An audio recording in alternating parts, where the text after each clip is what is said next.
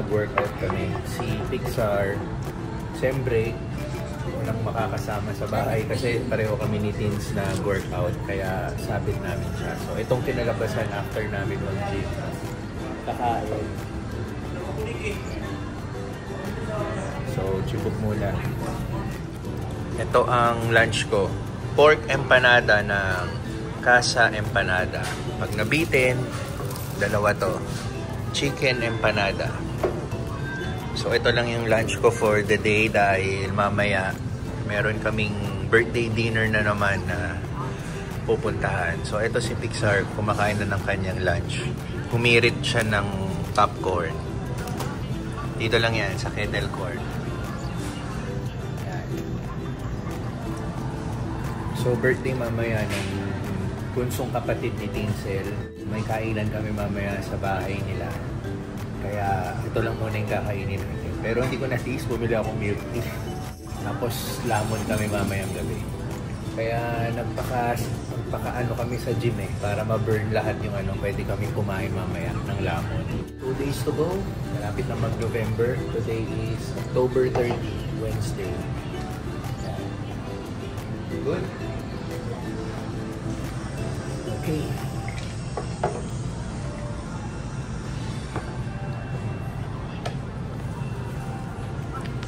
Ay, malaki. Kala ko yung bonnet na gano'n. Alright. Ayun, driving tayo ngayon sa bahay ni in-laws para i-celebrate po yung birthday ng isa sa kapatid ni Mrs. No? So, nag-take out food na lang sila. Doon na kami kakain. At yung tinake out food yata nila is Chinese food. Yan, isa sa paborito natin. Lalong-lalo na ang yang chow rice. Basta may yang chow rice, sira ang diet, sira ang mga fasting. Talagang mapapalamon tayo. Pero bago pala tayo tumulak sa bahay ng in-laws ko, sasaglit tayo dito sa Alabang Town Center dahil bibili tayo ng rice cooker. Nasira kasi po yung rice cooker doon po sa bahay ng in-laws ko, kaya sasaglitin na lang natin. Bibili na lang tayo. Nakisuyo sila na kung pwedeng bumili tayo, kaya yan ang gagawin natin ngayon. Total on the way naman, no problem. So kahit naman hindi on the way yan, sasadyain talaga natin yan, no, para makatulong tayo, no, at saka makapagsaing ng kanin para bukas. Total tonight naman meron naman tayong pagkain dahil nag-take out food. So, inagahan natin yung alis, parang magawa natin to para on time pa rin tayo sa dinner mamaya. Sina Teens, nauna na doon, nag-separate kotse kami kasi doon din naman sila mag-overnight dahil tomorrow trick or treat naman ng mga bata. So, excited yun si Pixar. So, doon na sila mag-overnight para tayo, may kotse rin tayo pa uwi ng Las Piñas. So, ayun, bili muna tayong rice cooker.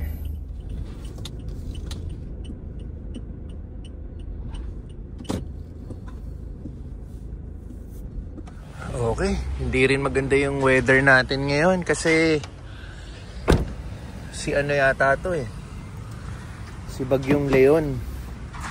Pero hindi naman siya magdi-direct hit dito sa Pilipinas. Makaka-apekto lang tayo, puro ulan. Pero so far, dito naman sa lugar namin, the whole day ganito yung weather. Medyo malungkot, tsaka nakakatamad. Mas masarap humilata. So, ayun. Dito na pala tayo sa town center, sa ibang entrance. Dahil mas malapit dito yung pakay natin. Bibili tayong rice cooker sa appliance store. So, dun yung sadya natin sa Anson. Yan. Pero dito yung may entrance doon, pero dito na tayo papasok. Meron din dito.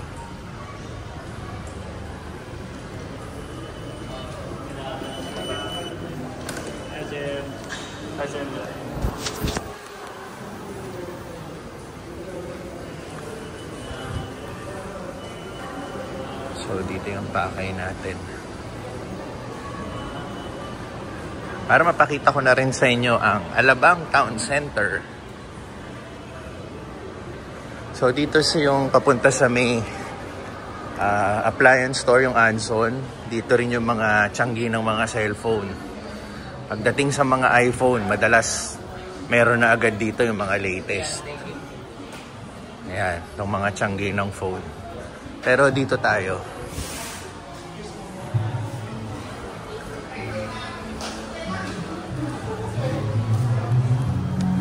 So, rice cooker. Isa nito at isa niyan, oo.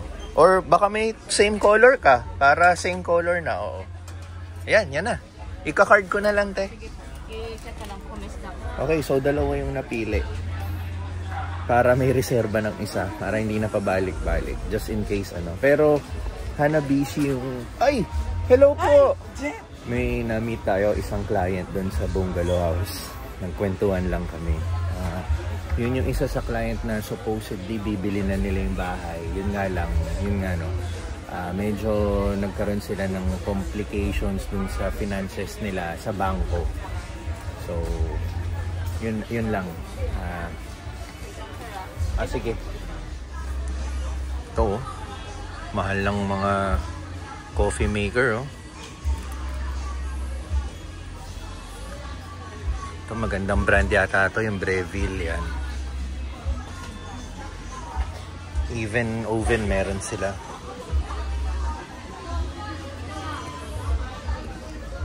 Pero tayo, Hanabishi. Subok na yung Hanabishi sa amin dahil yung rice cooker namin sa bahay, tagal na, ilang taon na. So, quality wise, ayos pa rin. Kaya yun na rin yung napili kong brand para sa bahay po ng in-laws ko.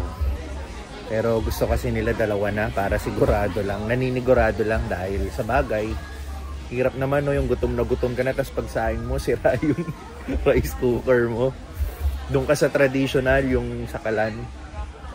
Alam mo, napansin ko dito sa Anson, ang dami nila empleyado, no? Ayan, no? Tapos meron pa dun, no? Ang dami nila. Yun lang, napansin ko lang. Kumpara sa mga SM appliance na ano, dito ang dami nila, siksikan pa nga sila eh.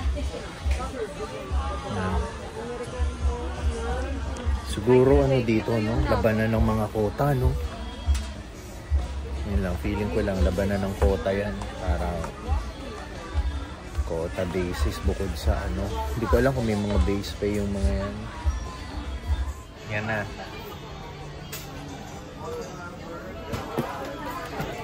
HSBC po. HSBC. May discount ba tayo? Straight payment. Oo, straight payment. Testing pa natin ba to? Oo. Para sigurado lang. May 1 year warranty yan, sir. Para ang katiyan. Okay. Kainitin ako. Pansin ko dito, dami yun. Konti pa kami ngayon, sir, kasi nakalib yung... Konti pa yan?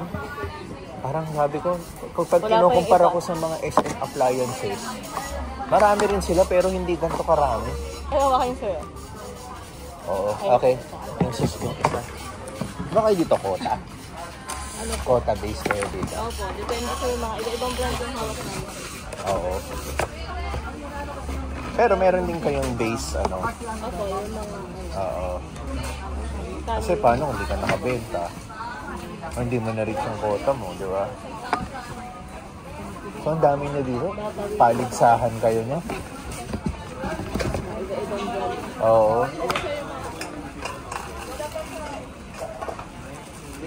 Okay. Test na lang natin. Ayan na. Bumuhos na yung ulan. Natuluyan na. Kanina wala. Nabati yata natin. So, takbo na lang tayo. Bilis na rin dumilim ngayon. 5:30 pa lang.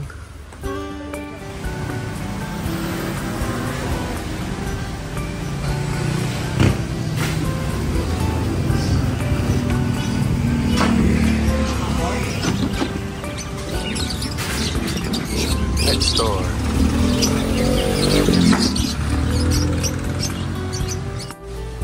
Ito. 4 na kilo. Anong brand nito?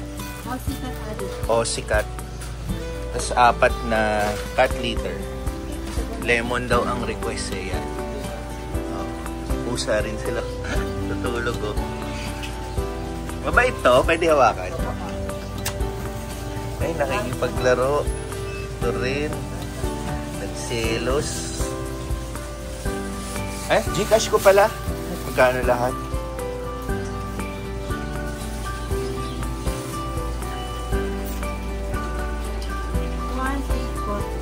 1,840. Okay. Pwede na yan? Basta nakapatong ng... Salamat ah!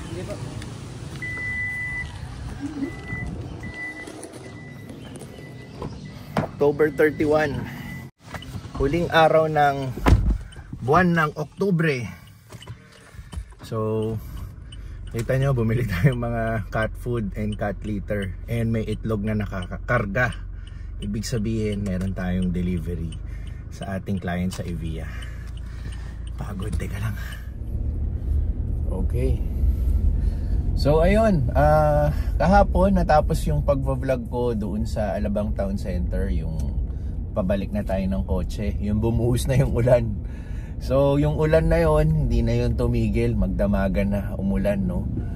Hina, lalakas, pero tuloy-tuloy yung ulan kagabi. So ngayong umaga tumigil lang, no. Ito na yung effect ni Bagyong Leon. Ito yung pagkatapos ni Christine, ngayon si Leon. Pero ang medyo good news, kahit nasabihin na nating may bagyo, hindi siya tulad ni Christine na talagang nakakaapekto dito sa karamihan ng lugar sa Pilipinas. So more on nakafocus yung bagyo sa may Cagayan area, sa north na ng Pilipinas, no. So dito sa Manila, mga ulan-ulan, which is yun nga nangyayari na. And kahit maganda yung weather ngayong umaga, mukhang maya-maya bubuhos ulit to dahil marami na ulit ako nakikitang namumuong mababaw at itim na ulap. So bubuhos na naman to maya-maya, kaya as much as possible yung mga kailangan nating gawin matapos ko na, no, para hindi hassle. So ito nga, sisimulan natin ng... Actually hindi nga sisimulan eh. Nasimulan na natin kaninang umaga, no.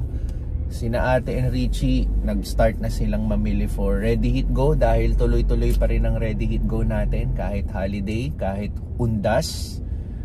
Tomorrow, All Saints Day, the next day, All Souls Day, meron pa rin tayong Ready Hit Go. Meron pa rin tayong delivery sa ating mga clients kahit holiday. Si Chef Ed, may luto bukas kahit November 1. So, November 2, Sunday, delivery natin. So, ganun si Ready Hit Go, no? Tuloy-tuloy lang tayo. I think si Ready Hit Go, ang nagte-take break lang kami is pag Holy Week, yan. And pag meron kaming mga inventory yan, sa mga stocks namin and ano. Pero ina-announce naman namin yan sa mga customers namin. So going back for mga errands natin today, dami natin gagawin. And despite na marami tayong gagawin, syempre isisingit pa rin natin mag-workout, no? May mga handa na tayong baon. So sige, samahan nyo ako kung ano-ano mga gagawin natin today. Eto, pakita ko pala yung weather, yung sinasabi kong ulap na parang one time, big time na naman to bubuhos. Yan ang sinasabi ko. So sa ngayon walang ulan, pero kita nyo naman, no, ang dilim-dilim na ng kaulapan natin. So kailangan magawa na natin yung mga kailangan natin gawin. Medyo may kabigatan. Kaya mo ba dalawa-dalawa muna? Kaya? Hindi. Kaya? Ako dito. Tapos may ano pa, may pagkain pa.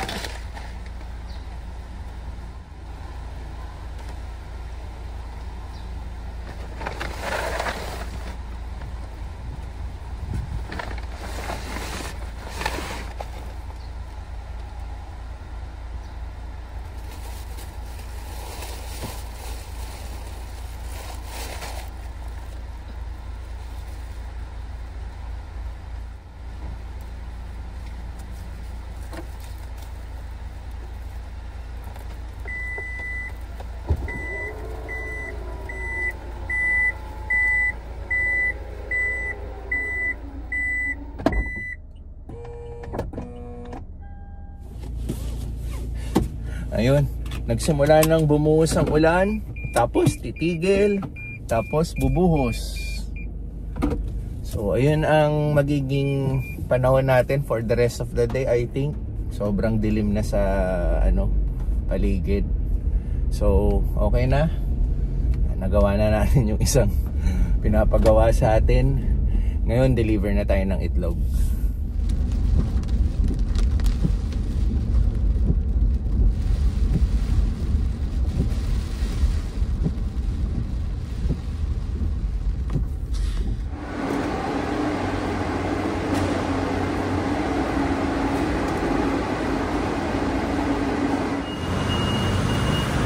Dami ng truck. Puno. Dito sa pinagdideliveran ko ng itlog, hanggang alas 2 lang ng hapon pwedeng mag-deliver. Pag lumagpas ka ng alas 2, hindi na pwede. Kinabukasan ka na. So kaya lagi namin hinahabol yung oras na alas 2. So ako naman, ugali ko naman, before lunch, hinahatid ko na rito yung delivery. So okay na, kinuha na yung itlog. Hinahantay ko na lang yung mga trays, yung kulay dilaw na trays. Nakalimutan kasi nila isabay kaya bumalik pa. So ayan, dami ngayon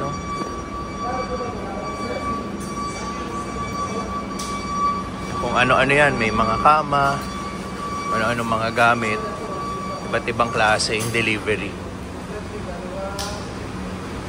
Ito mga furniture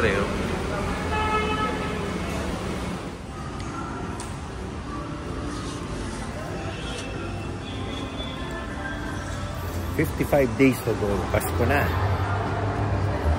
So himala dito pa sa area dito sa South Mall, wala pang ulan, pero nagsisimula ng umambon. Yung pinuntahan natin kanina, lakas na ng ulan So ayun,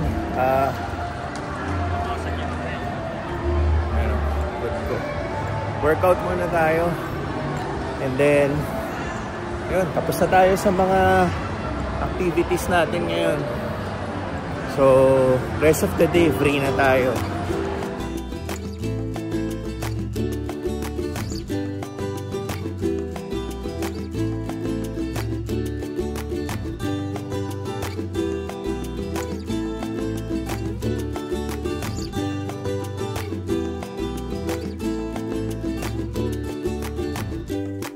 Ayan ho, nagsisimula na dito sa area naman, umulan. Yan, buti na lang nandito na tayo. Nakabalik na tayo dito at tapos na tayo mag-workout. And nakapag mini lunch na rin tayo sa SM, yung ating typical mini lunch. So nakalimutan ko pala i-share yung pumunta kami ni Pixar and ni mother ko sa Okada last Monday. Yun po yung birthday celebration ng pamangkin ko, anak ni Utol. So ang original plan, kakain dapat kami sa hotel room na yun, kung saan nakastay sina Utol, suite na rin siguro ang tawag doon, kasi merong dining area, may massage room, tapos nakahiwalay yung mga bedrooms. So yun, sweet na nga yun, diba? So ayun, basta malaki yung lugar. So ang plano, yung kami nga ni na mama at yung family naman sa side ni Bayaw, magsasalo-salo doon para mag-dinner, para i-celebrate yung birthday nga ng pamangkin ko.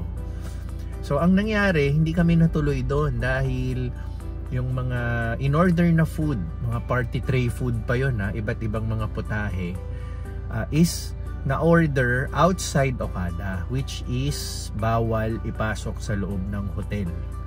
So ang nangyari, hindi na nakapasok yung mga party tray food sa loob ng hotel, ipinahatid na lang ng kapatid ko sa bahay nila, via Lalamove, So kami, kumain na lang kami sa mga restaurant sa loob ng Okada, and doon namin sinelebrate yung birthday nung pamangkin ko. So sinishare ko lang dahil bawal magpasok ng outside food doon sa hotel room, pero pwede kang magpasok ng food sa hotel room pag binili mo siya sa mga restaurants sa loob ng Okada. Yan. Yun ang pwede. So hindi na nabasa or nalaman ng kapatid ko yung rule na ganun. Kaya yun, nasayang. Hindi naman nasayang actually yung pagkain, pero nadoble ngayon yung gastos niya. Kasi nag-budget na siya ng party tray food for the family, but hindi siya na-consume agad. Instead na iuwi sa bahay and then gumastos pa ng food sa restaurant. So nangyari, the next day, na-distribute na lang ng mga food yung kapatid ko sa mga kanya-kanyang relatives at damay na kami doon. Nabigyan si mama, nabigyan din kami. So kaming mga guest, nakakain na kami ng dine-in, makapagpa-take out pa kami, di ba? So yun lang, sinishare ko lang, no, para sa mga gustong mag-check-in sa Okada. Ganon po yung rules nila. At hindi ko lang din po alam kung applicable siya sa mga ibang resort hotels na tulad ng Okada. Pero kasi alam ko sa mga ibang hotels, no, pwede yata yun mag-order ka outside food. Pwede ka nga umorder via Grab eh. Naalala ko yung nag-staycation kami sa Shangri-La, I think this year or last year. Bumibili lang kami ng food through Grab. And then hindi naman kami sinisita. So may mga selected hotels pa rin na pwede, pero yun nga, si Okada hindi pwede. Pero naintindihan ko naman yung rules ni Okada para suporta din yung mga nagre-rentang mga restaurant sa loob ng hotel nila, no? So ayun lang, na-share ko lang para lang din naman alam nyo kung sakali lang maisipan yung mag-check-in sa Okada, or yun nga, alamin nyo muna yung mga rules kung may plano kayong ganun. Ayun, so uwi na tayo, pahinga muna tayo. Salamat sa panunod ng vlog. Last day of October, November na, and then malapit na mag-December yung Pasko. Okay, ingat po kayo palagi.